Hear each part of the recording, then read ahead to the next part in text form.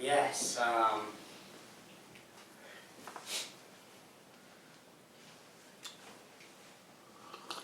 Alright, today's, before I begin, I would like to offer this prayer as prepared by our holy Fahmi Rasul.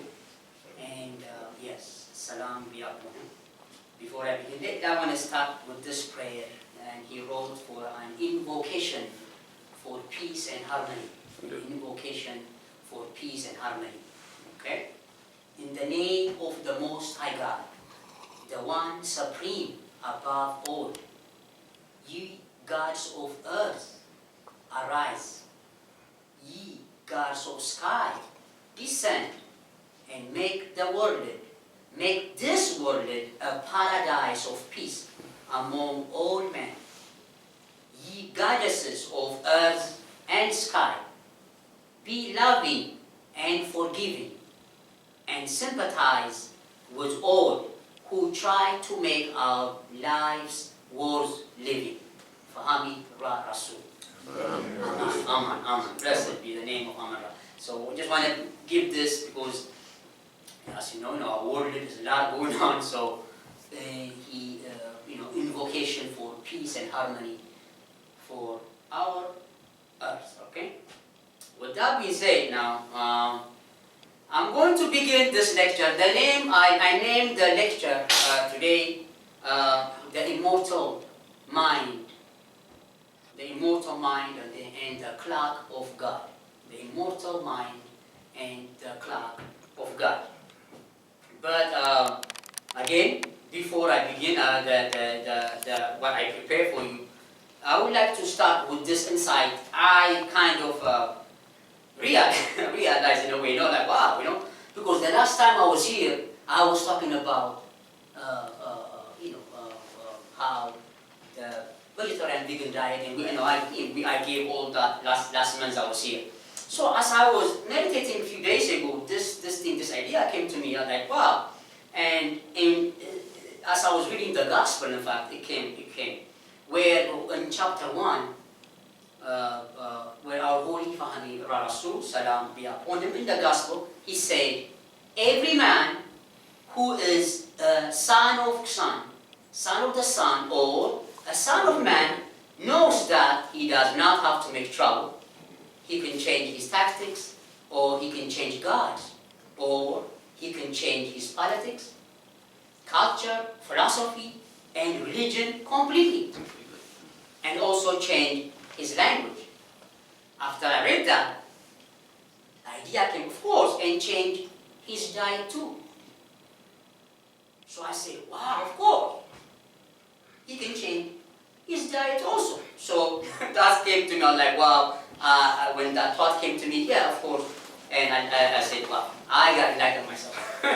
So no need to make trouble. If you know you are God, you can also change your diet. Okay. Now, the second inspiration, which I'm going to start my lecture, came from listening to our High Sheikh lecture last week. So I was listening to his lecture again, now it was broadcasted live on Facebook. So as I was listening to him, I got this inspiration from Hajj Abdullah Ras lecture, which says, and he said this in the last week lecture. He said, and I quote, the great seal of Fahmi is the master of the universe. Therefore, we must study and seek to interpret correctly the symbols of the universe, that is, and it says, that's found in the seal, see? He said, and he said, therefore we must study and seek to interpret correctly the symbols of the universe is the works of the sages and philosophers. It is to decipher the writings of God and penetrate into His thoughts. This is our judgment and our adjustment. I said, wow. I said, thank you for Hashik for that enlightenment. I said, wow. So he said, and so the idea came to me. I said, let me, I'm no judge, I know no sage or no philosopher, but I just want to share something from the symbols. So I'm going to go ahead and just do a little research I found about the palm tree and the sphinx, so that's what I'm going to talk about. To see what, to give some interpretation from my studies, all right? So the palm tree is up there. That symbol, of course, our Holy Family Gospel tells us that the Isis tree, or the tamarisk, or the palm, and the evergreens, called the Christmas tree by some people, are the holy emblems of the soul, the life within, the life internal, that indwelling life which was given by the Most High God to Osam, the spirit of blessing, and brought forth by Isis, the angel of all life, the universal Mother Divine. That is given. So as I was doing some more research too, why would the Holy Family would put that palm tree? So this is what I found. The first research I found was this in the Bible. It says, the righteous, this is in Psalms 92:12. In Psalms 92:12 says, the righteous flourish like the palm tree and grow like a cedar in Lebanon. Okay, so I said, okay, have you ever wondered why God or Allah compares the righteous to a palm tree? Here are 4 points of comparison I found. The first one is the palm tree is a blessing to the people. The palm is a huge blessing to the people living in the desert regions. It's a giving tree. In fact, there is not a single part of it that is not of use. The trunk gives timber, mid-rib of the leaves are used to make crates and furniture.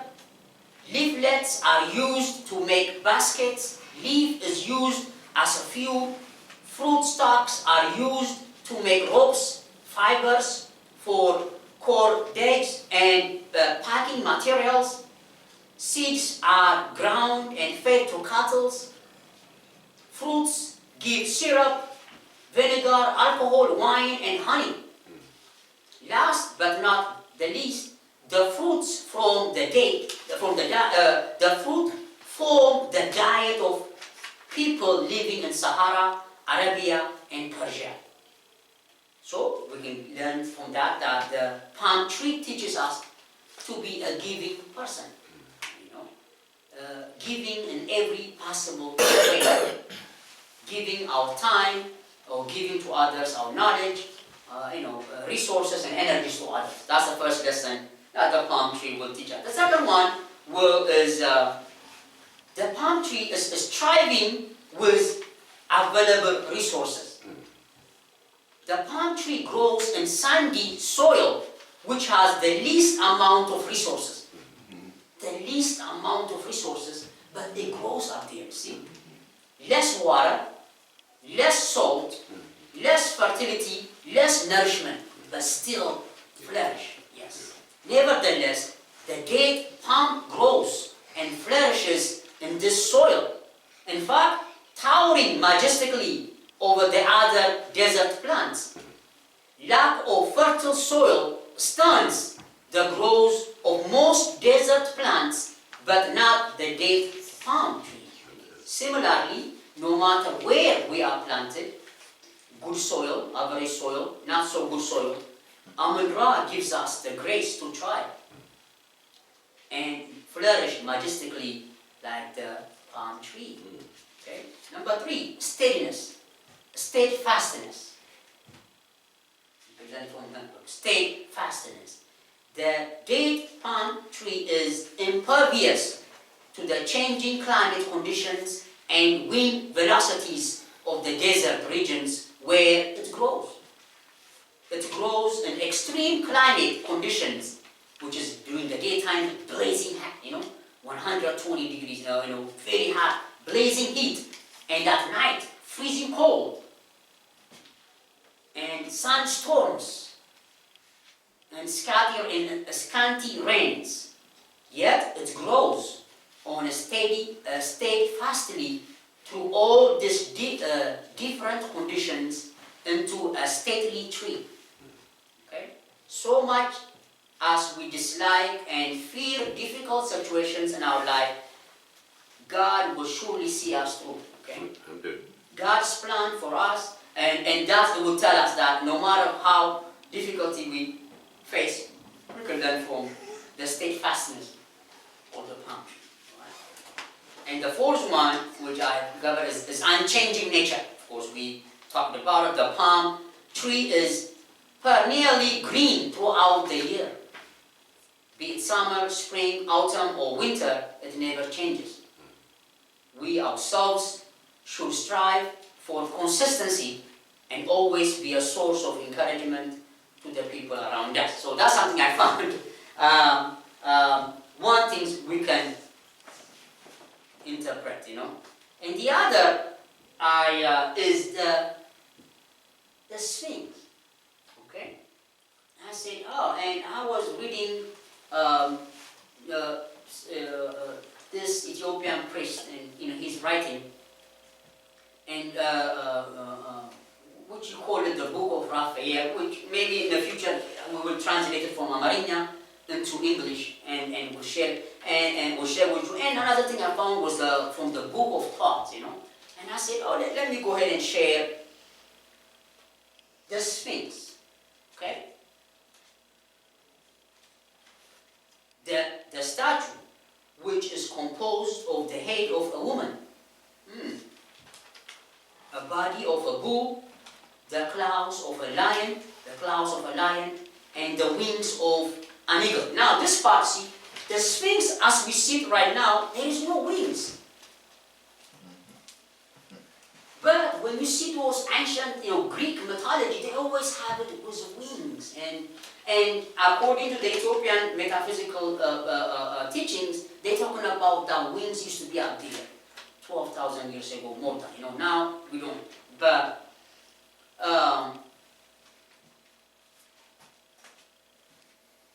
the wings of an eagle forms a fantastic whole, and once the symbolism starts to become clear, it no longer inspires fear, but instills a sense of awe. Of course, the Greeks, they had this mythology of the Sphinx eating them up, and if they don't answer a question, and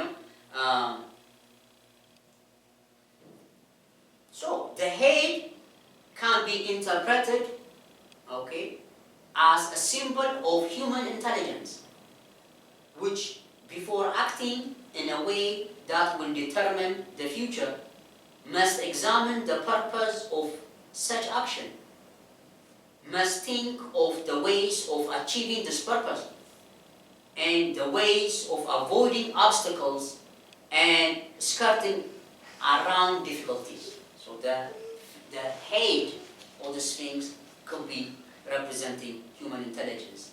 The bull, the body, which forms the body, indicates that we are armed with knowledge, supported by an indefatigable will. Indefatigable, INDEFATIGABLE, okay, will, and must tread the path leading to success through all trials.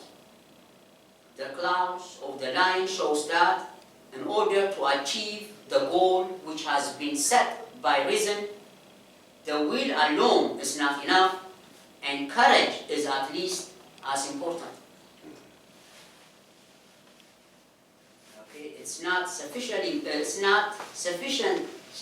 merely to work, but often one must fight to attain a place in society. The wings of the eagle teach us that we must keep our intentions to ourselves until we carry them out, when we must act quickly and decisively as possible in a steady, fast manner. Okay? That's something to think about. Okay? That's something to think about, the difference, the head, the bull, the lion's claw, and the sort of wings that was missing. Okay?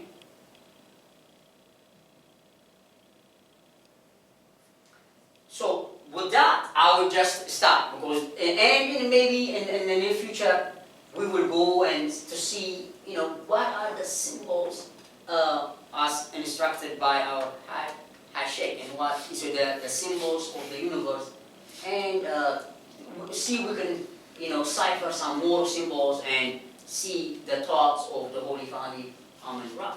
Okay, his thoughts.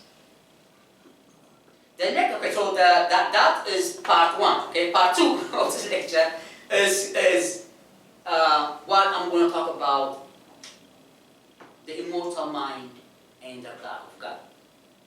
So, from our catechism, it says, what does the practice of knowing the inner self consist of? Answer: it consists of working on the immortal mind and imbuing it with the 7 principles that make up the soul of man. In my previous lecture, I dealt with the 7 principles of the soul, and the number 5, the 5th principle, is the mind, and how mind controls desire, the life force, the emotions, and the physical bodies. Okay? So as I was even thinking about it, I said the immortal, we must consist of working on the immortal mind and imbuing it with the 7 principles that make up the soul of man. I said, okay, so the mind is immortal, and we have to think about that. And again, as I was watching High Sheikh lecture last week, toward the end he said this, he said the 7 planets, the 7 doors to God, the 7 gates to hell, the clock of God, some of the ways of God and man. Then I said, okay, the clock of God again, So I said, let's go deeply, let's look at that clock of God. And so in our even change God, we are enlightened further by this. He says, the Holy Bahami Rasul says to us, peace, salam be upon him. He says, there are 7 angels that guide a soul at different times. And these 7 angels give to man his different ways of thinking. Yet, you are protected and guided on the right path by your own angels, if you are ruled by your God of truth and understanding. Amen. Okay? So with that, so I said, okay, so we know that, and I know High Sheikh kind of gave us the general outlook of what all those planets and their special qualities, the influence they have on us. So I'm going to just build on that, what he started. I'm going to just and share my understanding of it. So I said, okay, so how do we know what hour we are right now? So this is how I learned it. So I'm going to go ahead and share that with you. And so if it helps you. But before that, I'm going to do the Kabbalah, or the tree of life. Okay, the Kabbalah, the direction. From the chapter 7 was called the Kabbalah and the direction. And this interesting note was laid for us by our Holy Fahami. And he says to us, the world and the universe was created by the 10 intelligences which emanate from the one original emanation, the infinite intelligence, the universal mind that reveals everything. The infinite wisdom is Hisiri, or he said Orisis, O-R-I-S-I-S, Orisis, The 10 intelligences are On, Anubis, Kim, Merhoti or Hathor, Thoth, Horus, Ra, Ptah, Isis or Isis, and Khnum. I said, wow, so that are the tree of life. And when I told the diagram, we will know. And something I've noticed, especially talking to that lady from Oklahoma, she said something very enlightening. She was like, she said how Ra'a Nafar Aman, I think even priest Rakim taught no. She said it was high priest Anubis used to work with Ra'a Nafar Aman. I said, what? I was like, yeah, she said, yeah, he influenced him before the Metal book came. I said, that makes sense now. You see, that makes sense how he put the number 0 on top and he put the others. I said, okay, cool. This is the tree of life.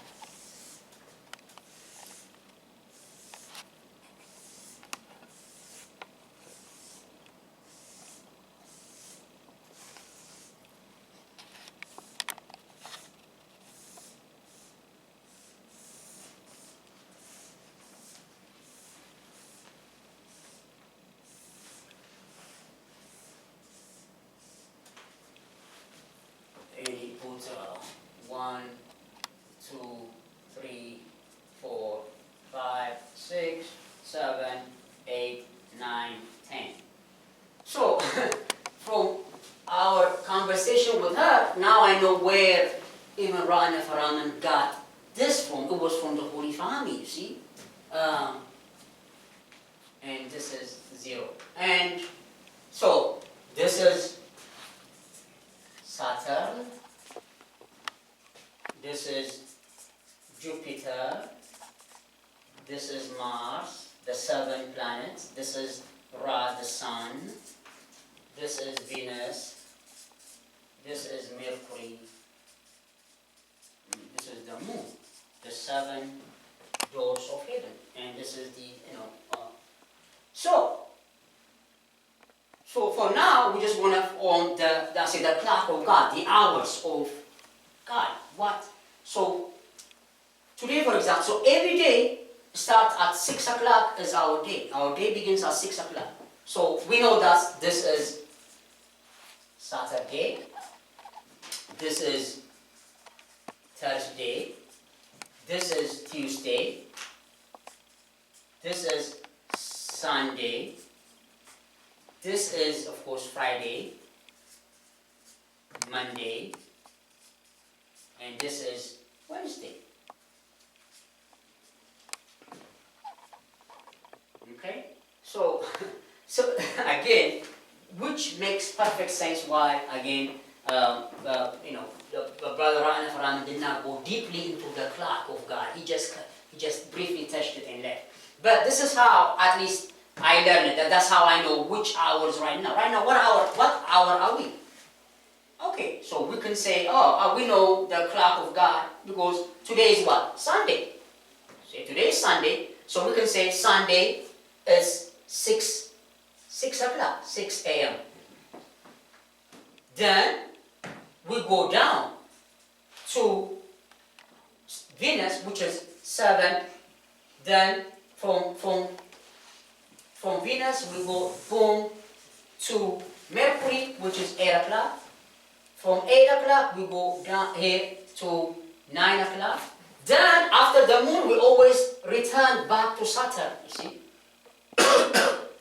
Always when we go to the moon, then we go to Saturn, then Saturn will be 10, boom, 11 o'clock. Right now, I don't know, what time is it? Right now we are 12. Then after Saturn, from the moon, we always go to Saturn. From Saturn, we go, boom, we go to Jupiter. From Jupiter, we go to the Mars. From the Mars, we go to the Sun, and we end up right here. That's how the hours, the clocks go. So we can say 6. Next hour, 7. 8 is Mercury. from 9 o'clock, from 9 to 10 o'clock is going to be the moon, and from 10 to 11 is going to be Saturn, from 11 to 12 is going to be Jupiter, and right now from 12, this is just for today, from 12 to 1 o'clock we are in the hour of Ori, okay? Then from 1 o'clock to 2 o'clock we're going to end up back to the sun. So the sun rose at the 6th hour, the first hour, then the first, second, third, fourth, fifth, sixth, seventh, the 8th hour, and this is how the clock goes. So for tomorrow, for example, you say, okay, tomorrow is what? Tomorrow is Monday, so this is going to be the first hour. So 6 o'clock here, 7, 8, 9, 10, 11, 12, back to 1 o'clock and go back. That's how we know each will always go. If we follow this, will teach us the clock of God each hour. So, which is very important because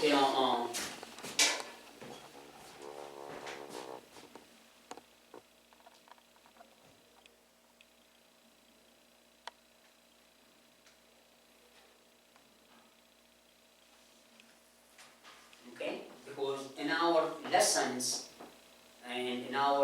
our Holy Family Rasul will teach us that any person, no matter when or where born, can use these given times with success.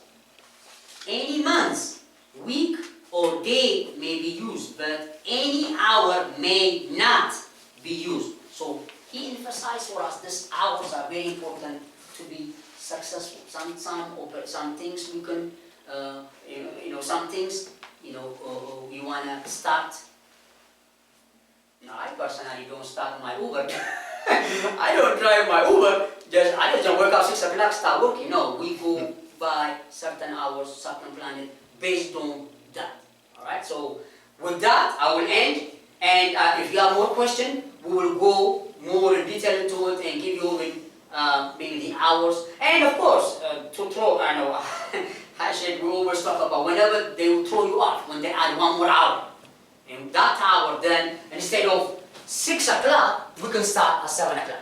That's how they try to throw us up with this extra hour. They're like, no, this is going to be 7 now. 7, 8, 9, then 2 o'clock will be the 1 o'clock Central Time. So that's how we keep those hours, and we are in line with our angels. And that's why Priest Rakim Ra'an did not go deeply into it.